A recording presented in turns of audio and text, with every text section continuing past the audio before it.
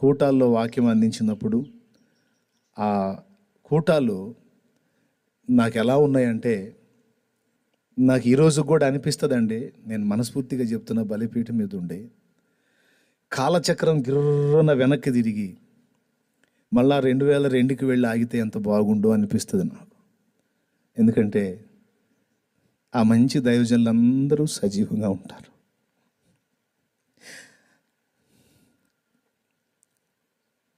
అప్పుడున్న సేవకులు దైవజనులందరూ చాలామంది ఇప్పుడు లేరు.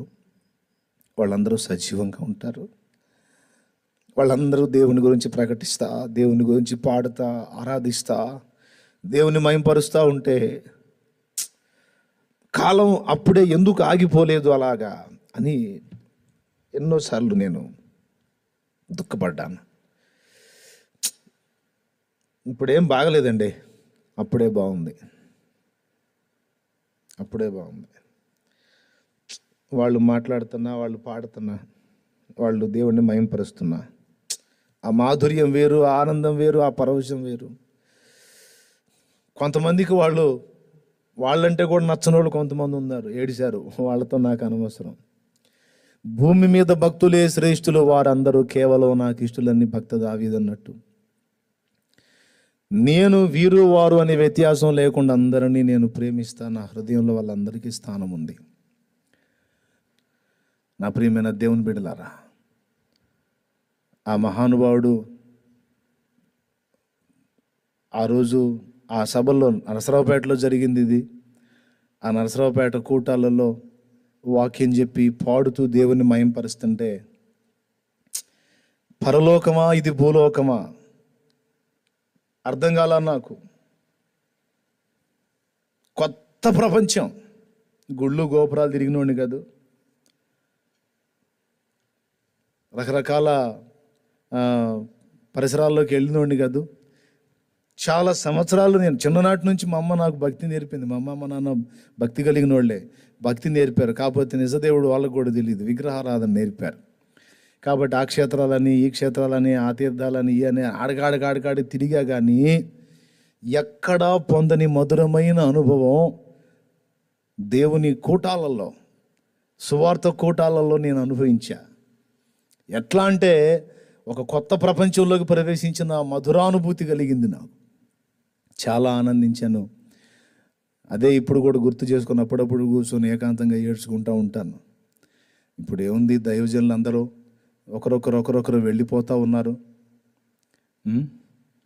ఏసన్న లేడు, రాజబాబు అన్న లేడు, ఆర్ఆర్కే మూర్తి గారు లేడు. ఇంకా కొద్ది గొప్ప దైవజనులు ఉంటే ముసలి వాళ్ళు అయిపోతున్నారు. అరాకొర దైవజనులు, వాళ్ళ సాహిత్యం వేరు, వాళ్ళ పాట వేరు, వాళ్ళ మాట వేరు, వాళ్ళ భక్తి వేరు, వాళ్ళ మోకాళ్ళ అనుభవం వేరు, వాళ్ళు దేవునికి వెళ్ళిన సామీప్యం వేరు. అది ఇప్పుడు కొంతమందిలో మనం చూడలేం. డిజిఎస్ దినకరన్ గారి గురించి నేను విన్నాను. ఓఫీర్ అన్న చెప్పారు ఒకసారి ఆయన గురించి. మొన్ననే నేను అన్నతో మాట్లాడినప్పుడు చెప్పారు ఆయన, ఏమి సమర్పణ, ఏమి ప్రతిష్ట. దైవజనులు ఏసన్న గారు కూడా అన్న మాట నాకు చాలా ఇష్టమైన మాట ఏంటంటే, నా పిడికిలితో ఆయన పుస్తకంలో చదివాను నేను. మళ్ళీ నేనేం ఆయన దగ్గర ఉండి నేనే విన్ని ఆయన నాకు చెప్పాడని చెప్పేది కాదు. ఎందుకు ఈ అబద్ధాలు? నాకు బాప్తీసం ఇచ్చాడు అప్పుడు ఒకటి. రెండోసారి నేను ఆయన కలిసింది ఎక్కడ అంటే, సెకండ్ టైం చిలకలూరిపేట కూటాలకు వచ్చినప్పుడు వాక్యం చెప్పడానికి వచ్చాడు. అక్కడ కూడా దూరంగా ఉండి వాక్యం విన్నాను ఓ 2 సార్లు. 4వసారి ఫస్ట్ బాప్తీస్మాల కాడ, తర్వాత చిలకలూరిపేట కూటాల దగ్గర 2 సార్లు, 3, 4వసారి ఆయన Chilakaluripet pastors fellowship semi Christmas program ఏర్పాటు చేస్తే ఆ ప్రోగ్రాంలో వాక్యం చెప్పడానికి వచ్చినప్పుడు 4వ మారు నేను నా భార్య ఇద్దరం వెళ్ళి ఆయన చేత ప్రార్థన చేయించుకున్నాం. అంతే, ఇంకంతమించి ఇంకా ఏ పరిచయం లేదు. ఆ రోజు చేతులుంచి బాప్తిజం ఇచ్చి ప్రార్థన చేసి పేరు పెట్టి పంపించాడు. కానీ ఆయన అనుభవాలు, ఆయన ప్రారంభం నుంచి పడ్డ పరిస్థితులన్నీ కూడా ఆయా ప్రాంతాలకు వెళ్ళి నేను అడిగి తెలుసుకున్నా. నాకు జాషువా డానియల్ గారు అంటే ఇష్టం. స్టువర్ట్పురం కూటాలు పెడతారు కదా, లెమన్స్ ఇవాంజలికల్ ఫెలోషిప్, వాళ్ళ దగ్గరికి వెళ్ళి, వాళ్ళకి చెందిన వాళ్ళ దగ్గరికి వెళ్ళి, కొంతమంది దగ్గరికి వెళ్ళి ఆయన గురించి కొన్ని విషయాలు తెలుసుకున్నా. భలే మాటలు, బంగారు మాటలు వాళ్ళ మాటలు. విశ్వాసము భయము కలిసి ఉండలేవంటారు జోగారు. విశ్వాసం గలవాడు భయపడడు దేనికి, ధైర్యంగా ఉంటాడు అంటాడు. భయపడేవాడు ఒకడు భయపడుతున్నాడు అంటే వాడి దగ్గర విశ్వాసం లేదనే అర్థం. ఇంకా చెప్పేది ఏముంది? విశ్వాసం వానిలో ఉంటే, తను నమ్మిన దేవుని యందు విశ్వాసం ఒకనిలో ఉంటే వానికి భయం ఉండదు. ఒకడు భయపడుతున్నాడు అంటే వాడు దేవుని నమ్మట్లేదు అనేసాడు. సరిపోదు, ₹1,00,00,000 మూటలాగా ఒక మాట జోగారు పలికిన మాట అది. కొత్తగా దేవుని సేవలోకి రావడానికి దేవుడు పిలుపునిచ్చాడు. సత్యం తెలియదు, లేఖనాన్ని ఎలా నిర్వచించాలో తెలియదు, లేఖనాన్ని ఎలా అధ్యయనం చేయాలో, ఎలా ధ్యానించాలో తెలియదు. కానీ దేవుని సంకల్పంలో నేను సేవ చేయాలి. ఒక దగ్గర తీసుకెళ్ళి బాప్తిజం ఇప్పించాడు. ఒక దగ్గర తీసుకెళ్ళి 2.5 సంవత్సరం దగ్గర 3 ఏళ్ల పాటు దేవుని ప్రేమ, దాని యొక్క విలువ బ్రదర్ సాల్మన్ అన్న దగ్గర నేర్పారు. ఆ తర్వాత చిలకలూరుపేటకి వచ్చాను. ఎందుకు వచ్చానో, హెల్త్ బాగలేదని వచ్చాను. కానీ అందుకు కాదు, సేవ కొరకు నిన్ను చిలకలూరుపేటగా తీసుకెళ్తున్నాడు నాయన అని సాల్మన్ అన్న చేతుల నుంచి ప్రార్థన చేసి చెప్పి పంపించాడు. ఆ తర్వాత చిలకలూరుపేట వచ్చాను. చిలకలూరుపేట వచ్చిన తర్వాత సేవలోనికి నన్ను దేవుడు పిలిచేటప్పుడు సత్యము కొరకు ఎలా రోషం కలిగి ఉండాలో, సత్యం ప్రకటించే విషయంలో, వాక్యాన్ని మంచి మనస్సాక్షితో న్యాయంగా నిర్వచించే విషయంలో నాకు అవగాహన లేదు. నేను ఉన్న సంగతి చెప్తున్నా. నాకు తెలియదు వాస్తవంగా ఎలా అభివర్ణించాలో, లేఖనాన్ని ఎలా న్యాయంగా వ్యాఖ్యానించాలో, సరి అయిన నిర్వచనం ఎలా చెప్పుకోవాలో తెలియదు. ఒకరోజు ఏకాంత ప్రార్థనకి ఒకరోజు వెళ్ళి ఏకాంతంగా ప్రార్థనలో గడుపుదామని నూజువీడి దగ్గరున్న ఆగిరిపల్లి అనే ప్రాంతంలో దైవ సేవకులు, దైవ నిరీక్షణ రావు అనేటువంటి దైవజనుడి యొక్క మందిరం ఉంది. అప్పుడు అది బేతెలు ప్రార్థనా మందిరం అనే పేరుతో ఉన్నది. అది ఇప్పుడు ఏముందో తెలియదు.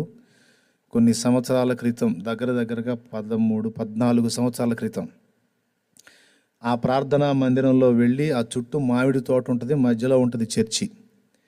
ఏకాంతంగా ఉంటుంది, ప్రశాంతంగా ప్రార్థన చేసుకోవచ్చని నేను, నా సహోదరుడు బ్రదర్ ఎలీషా గారని, ఆయన నేను ఇద్దరం ఏకాంత ప్రార్థనకి ఒకరోజు గడుపుదామని వెళ్ళాం. ఆ ఒకరోజు పోయి 5 రోజులు అలాగనే ప్రార్థనలో గడిపాం, ఉపవాస ప్రార్థనలో. ఎండాకాలం రోజుల్లో, ఇదే ఎండాకాలం రోజులు బాగా తపతపలాడితే, ఏదన్నా బాగా ఇబ్బందిగా ఉందంటే వెళ్ళి కాస్త టీ తాగి, ఏదన్నా 2 పునుగులో ఏదో తిని, ఏది ఆకలి అనిపిస్తే బాగా, ఆ తర్వాత ఇంకేం అన్నం గిన్నం లేకుండా అలాగునే. అంటే పునుగులు అంటే అదేమో ఉపవాసం అంటారేమో. పునుగులు అంటే పొద్దస్తమానం తిన్నది కాదు. ఇబ్బంది అవుతుంది, పొట్ట ఖాళీ అయిపోయి బాగా ఏడుస్తుంది అంటే ఏదో 2 వేసి తృప్తి చెందవే అని చెప్పని. మరి ఇది శరీరం ప్రియమైన గాడిద కదా, కాబట్టి గాడిద కాస్త అప్పుడప్పుడు మేత వేయాలి కదా, అందుకని ఏదో దాన్ని కాస్త చల్లార్చేవాడిని. నేను ఎక్కువ సార్లు వెళ్ళి ఏకాంత ప్రార్థన చేసుకున్న స్థలం ఏది అంటే, ఏసన్న పరిచర్య చేసిన గోరంట్ల ప్రాంతానికి వెళ్ళి. ఎందుకంటే ఇక్కడ ఇంత పరిచర్య ఉన్నా, ఇంత విశాలమైన మందిర ప్రాంగణం ఉన్నా ఇక్కడ నాకు ఏకాంతం దొరకదు. అందుకని ఎప్పుడన్నా వెళ్ళాలనుకుంటే నేను ఆ గుంటూరు అక్కడికే వెళ్ళి ఏకాంత ప్రార్థన చేసుకుంటా, లేదంటే చెరువు దగ్గరికి వెళ్ళి చేసుకుంటా.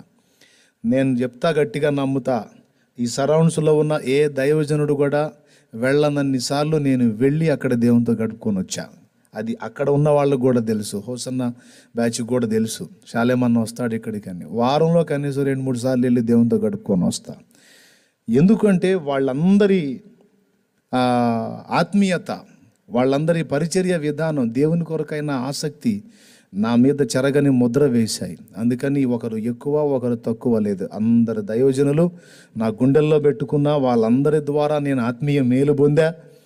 రక్షణ ఇచ్చినోడు ఒకడు, ప్రేమ నేర్పినోడు ఒకడు, వాక్యాన్ని నిర్వచనం నేర్పినోడు ఒకడు, విత్తినది ఒకడు, నీరు పోసినది వేరొకడు, ఎరువు వేసింది ఎవరైనా వృద్ధి చేసింది నీవే కదా అని ఆ మహనీయుడు పాడినట్టు, ఈ షాలేము రాజు అనే ఈ చెట్టు ఒక విత్తనం స్థాయి నుంచి ఒక చెట్టుగా ఈరోజు అనేక సంఘాలుగా దైవ జనాంగంగా మార్చబడేదానికి అనేక మంది దైవజనులు పోసిన, ఒకడు నాటినోడైతే, ఒకడు నీరు పోసినోడైతే, ఒకడు ఎరువు వేసినోడైతే, వీళ్ళందరినీ వాడుకొని నాకు అనుక్షణం సహాయం చేస్తూ వచ్చిన నా దేవుని కృప అన్నిటికంటే మొట్టమొదటిది. ఎవరి దగ్గర ఏమేమి మేలు పొందామో, ఎవరి దగ్గర ఏమేమి నేర్చుకున్నామో అన్నీ చెప్పాలి. అదంతా కూడా మంచి లక్షణం. దేవునికి మహిమ. హల్లెలూయా. 2002లో బాప్తిస్మం పొందాను. 4 ఏళ్ళు ఈ అనుభవాలన్నీ నేర్చుకున్నాను. 2006లో సేవకు పిలిచాడు. పిలిచినప్పుడు తప్పించుకొని తిరగలేదు, కానీ కొద్దిగా ఫస్ట్ భయపడ్డా. తర్వాత దేవుని కృపను బట్టి లైన్లోకి వచ్చా. సేవ చేయాలంటే కొంచెం భయం.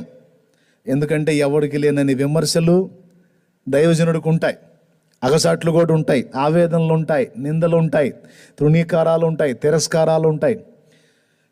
మాస్లామణి గారు పాట పాడినట్టు, దైవజనుడ మరువకోయి దైవ పిలుపునోయే,